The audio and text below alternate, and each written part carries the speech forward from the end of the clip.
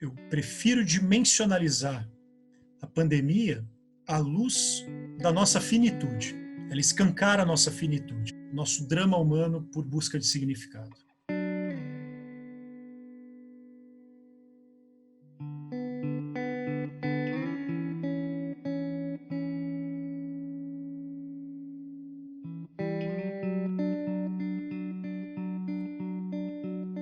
No nível social, o coronavírus encontrou uma sociedade, não só no Brasil, mas para mim no mundo, isso é muito evidente, sintomático até, uma sociedade desenfreada com relação ao consumo, à autonomia do indivíduo, à satisfação de desejos individuais aos extremos. Somos pautados por uma ordem liberal, individualista, progressista. É uma imagem muito forte do descaso das grandes indústrias com relação também à incapacidade da administração pública em promover o que é justo. A gente está vivendo um momento político no Brasil bastante delicado, sob o ponto de vista da fratura das representações ou dos representantes que nós temos. A gente sabe que esse é um conflito muito grande entre o desejo dos políticos e o que o povo é enquanto cultura, o que o povo é enquanto sociedade. E eu acho que essa cisão, essa ruptura que nós estamos vivendo, ela tem sido preenchida por essa ruptura é um vácuo, portanto ela abre uma fissura, ela tem sido preenchida por populistas. Eu já vinha me desgastando muito com uma mentalidade, eu já comentei aqui, mais liberal. Eu já vinha me desgastando com essa mentalidade. E eu também já vinha me desgastando como que o debate público brasileiro em torno do conservadorismo também tem se desgastado na questão dos termos. Porque, do ponto de vista de uma direita que ascendeu ao poder, para mim foi um momento decisivo e gota d'água de entender que esta, na verdade, não é um conservadorismo que eu defendo e que eu considero digno de resgatar certos valores. Imagine que a gente tem um inverno rigoroso, o rio, o lago está congelado, a camada de cima está congelada, e a gente está já transitando por uma temperatura amena, uma primavera chegando, a gente está achando que o chão está seguro. Eu acho que o coronavírus é isso, esse ponto de que há uma ruptura no que nos sustenta. Mas isso não significa que nós vamos melhorar. A gente tem aqui um sinal de alerta com a pandemia, ela anuncia para a gente, ela revela para a gente, ela coloca à luz uma crise profunda de uma sociedade que está sempre em busca dos culpados e que, portanto, é sempre uma pandemia de rivalidades.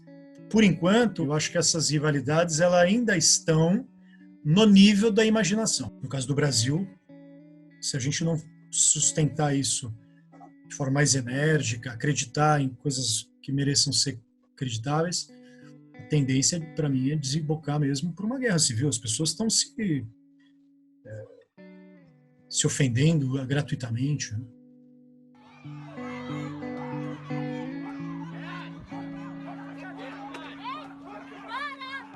E no mundo, eu não vejo, eu não sou tão otimista, eu não vejo nada que apresente sinais de que seremos uma sociedade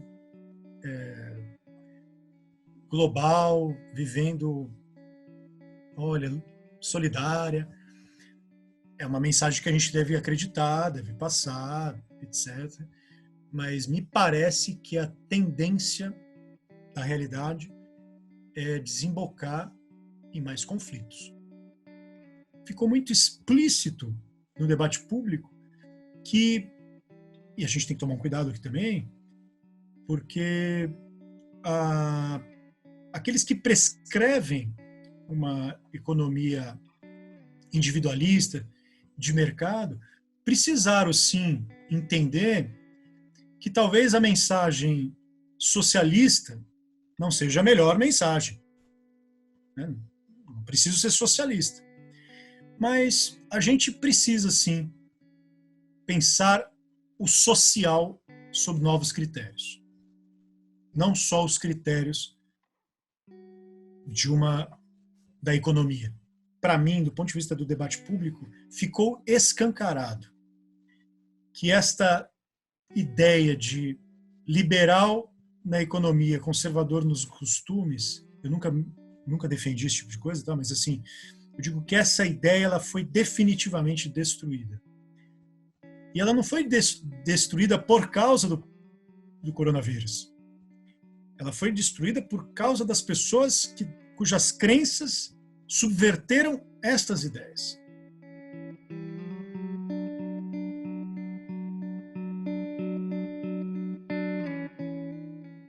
Signore, benedice il mondo. A pandemia também faz a gente lembrar da fragilidade da nossa existência e do quanto nós somos dependentes enquanto comunidade. Nós precisamos disso. A gente fica nesse debate, muita gente fica nesse debate, por isso que eu acho que ele revela problemas sociais muito interessantes. Economia ou isolamento? Esse é um debate superficial, né? Porque ele está, no fundo, revelando que não é nenhuma coisa nem outra. Ele está, no fundo, revelando quem nós somos, da necessidade que nós temos de pessoas, da necessidade que nós temos de valorizar o outro, a comunidade que nós vivemos. Nossas tradições religiosas parecem que elas são chamadas agora a responder essa demanda por sentido. Se isolar em casa.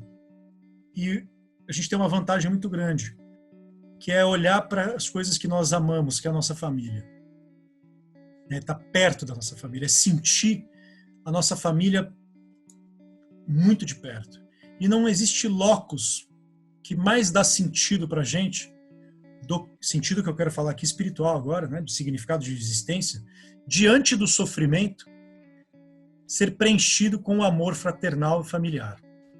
E que, para mim, ele só faz sentido dimensionalizado numa ordem espiritual religiosa.